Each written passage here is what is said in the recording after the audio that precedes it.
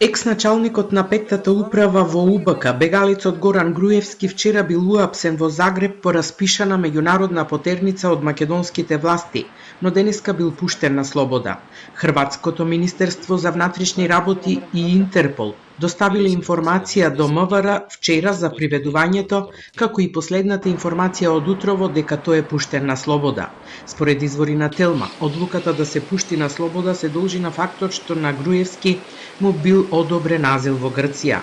Груевски и неговиот колега Никола Бошковски во јуни 2017 година побегна од Македонија во Грција откако беа обвинети во судскиот процес Таргет тврдина, поврзан со нелегалното масовно прислушување.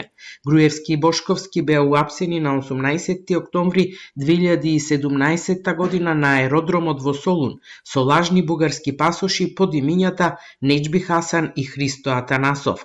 Таргет тврдина е предмет од скандалот за масовното прислушување, во кој беа обвинети 11 лица.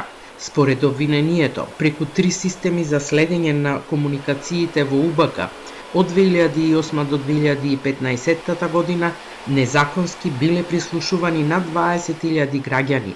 Екс-шефот на УБК Сашо Мијалков беше осуден на 12 години затвор. 4 години доби поранешната министерка за внатрешни работи Гордана Јанкуловска.